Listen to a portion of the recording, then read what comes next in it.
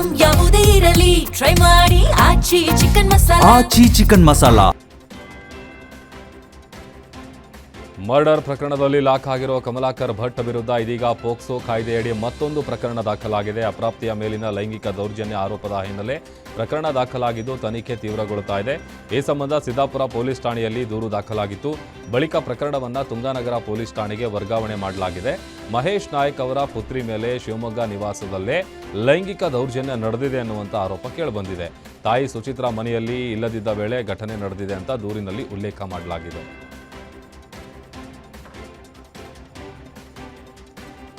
ಮದುವೆಗೆ ಇನ್ನೂ ಒಂದೇ ತಿಂಗಳು ಬಾಕಿ ಇರುವಾಗ ಯುವಕ ನಾಪತ್ತೆಯಾಗಿರುವ ಘಟನೆ ರಾಯಚೂರಿನ ಬೆಟ್ಟದೂರು ಗ್ರಾಮದಲ್ಲಿ ನಡೆದಿದೆ.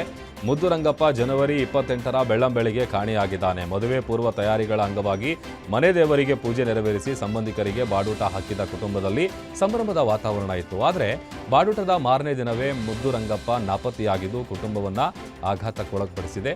ಇನ್ನು ಯುವಕ ಶೀಘ್ರ ಪತ್ತೆ ಹಚ್ಚುವಂತೆ ಕುಟುಂಬಸ್ಥರು ಮತ್ತು ಗ್ರಾಮಸ್ಥರು ಮನವಿ ಮಾಡಿದ್ದಾರೆ. ಈ ಕುರಿತು ಮಾನ್ವಿ ಪೊಲೀಸ್ ಠಾಣೆಯಲ್ಲಿ ನಾಪತ್ತೆ ಪ್ರಕರಣ ದಾಖಲಾಗಿದೆ.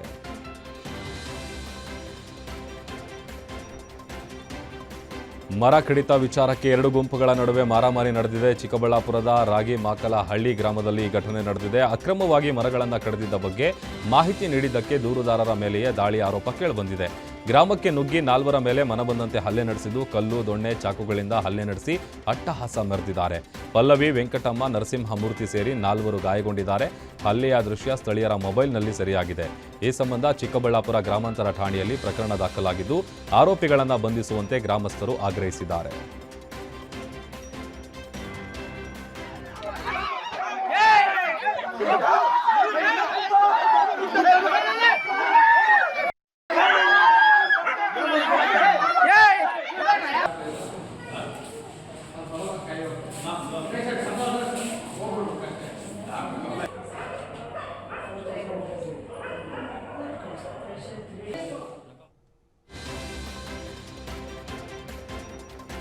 ಮಗಳ ಪ್ರೇಮ ವಿವಾಹಕ್ಕೆ ಕೆಂಡಾಮಂಡಲವಾದ ಮಾವ ಅಳಿಯ ವಿನೋದ್ ಮನೆಗೆ ಬೆಂಕಿ ಇಟ್ಟು ತನ್ನ ವಿಕೃತಿಯನ್ನ ಮೆರೆದಿದ್ದಾರೆ.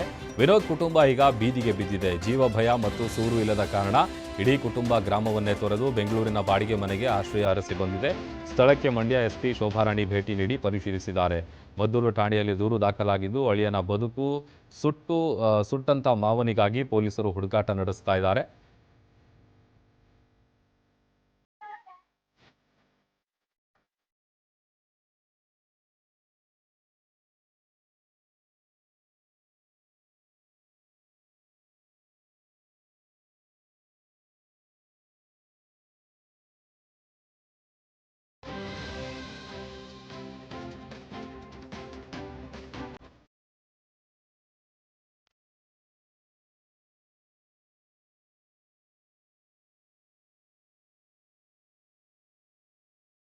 ಬೆಳಗಾವಿ ಜಿಲ್ಲೆಯ ಕಿತ್ತೂರು ತಾಲೂಕಿನ ಹಿರೇನಂದಿಹಳ್ಳಿ ಗ್ರಾಮದಲ್ಲಿ ನಾಗರಿಕ ಸಮಾಜ ತಲೆ ತಗ್ಗಿಸುವಂತಹ ಘಟನೆಯೊಂದು ನಡೆದಿದೆ.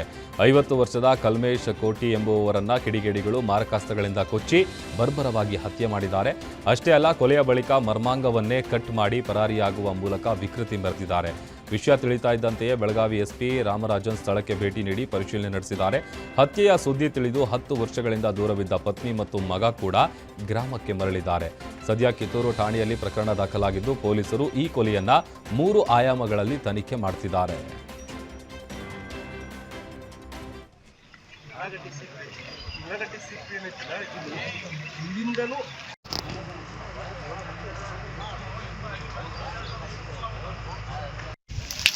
ಫೋಟೋ ಕಳಿಸಿ.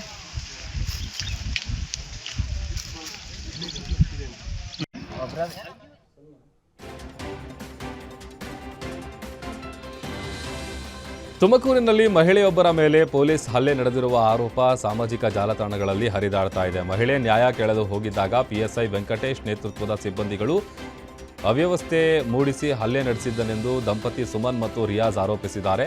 ಮಹಿಳೆಯು ತನ್ನ ಗಂಡನ ಮೇಲೆ ನಡೆದ ಹಲ್ಲೆಗೆ ಪ್ರಶ್ನೆ ಮಾಡಿದಾಗ ಪಿಎಸ್ಐ ಮಹಿಳೆಯ ಮೇಲೆ ಕೂಡ ಹಲ್ಲೆ ನಡೆಸಿದ್ದಾನೆ ಅಂತ ಆರೋಪಿಸಲಾಗಿದೆ. ಈ ಘಟನೆ ಬಗ್ಗೆ ದಂಪತಿ 5 ದಿನಗಳ ಹಿಂದೆ ತಿಪಟೂರು ಡಿವೈಎಸ್ಪಿ ಕಚೇರಿಯಲ್ಲಿ ಅಧಿಕೃತ ದೂರು ನೀಡಿದ್ದಾರೆ.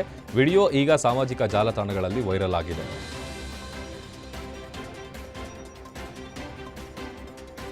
ಮಾಜಿ ಶಾಸಕ ಸುರೇಶ್ ಗೌಡ ಪ್ರಯಾಣಿಸ್ತಾ ಇದ್ದ ಕಾರು ಅಪಘಾತ ಆಗಿದೆ. ಮಂಡ್ಯ ಜಿಲ್ಲೆಯ ಬೊಂತೆಕೊಪ್ಪಲು ಸಮೀಪ ಈ ಅಪಘಾತ ಸಂಭವಿಸಿದೆ. ಪಕ್ಷದ ಕಾರ್ಯಕರ್ತರೊಬ್ಬರ ಮದುವೆಗೆ ಸುರೇಶ್ ಗೌಡ ಕಾರ್ನಲ್ಲಿ ತೆರಳುತ್ತಾ ಇದ್ರು. ಈ ವೇಳೆ ಚಾಲಕನ ನಿಯಂತ್ರಣ ತಪ್ಪಿ ಕಾರು ಪಲ್ಟಿಯಾಗಿದೆ. ಅಪಘಾತದಲ್ಲಿ ಸುರೇಶ್ ಗೌಡರ ಕೈಗೆ ಪೆಟ್ಟಾಗಿದ್ದು ಚಾಲಕನಿಗೂ ಸಣ್ಣ ಪುಟ್ಟ ಗಾಯಗಳಾಗಿದೆ. ಸದ್ಯ ಸುರೇಶ್ ಗೌಡರನ್ನ ಪೊಲೀಸರು ಆಸ್ಪತ್ರೆಗೆ ದಾಖಲಿಸಿದ್ದಾರೆ.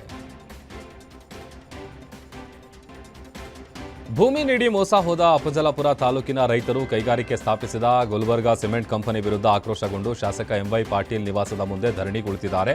ಕೂಡಲೇ ಸರ್ಕಾರ ಮಧ್ಯಪ್ರವೇಶಿಸಿ ಸ್ವಾಧೀನಪಡಿಸಿಕೊಂಡ ಜಮೀನನ್ನ ಮರಳಿ ರೈತರಿಗೆ ಹಸ್ತಾಂತರಿಸಬೇಕು ಅಂತ ಅನ್ನದಾತರು ಧಿಕ್ಕಾರ ಕೂಗಿ ಪಟ್ಟು ಹಿಡಿದಿದ್ದಾರೆ. ಕಾಂಗ್ರೆಸ್ ಶಾಸಕನ ಮನೆ ಮುಂದೆ ರೈತರು ಧರಣಿಯನ್ನ ನಡೆಸಿದ್ದಾರೆ. ಜೋಳ, ಕಡಲೆ, ತೊಗರಿ ಬರ್ಬಾದ್ ಮಾಡುತ್ತಿರುವ ಗುಲ್ಬರ್ಗಾ ಸಿಮೆಂಟ್ ಕಂಪನಿಗಳ ಧಿಕ್ಕಾರ.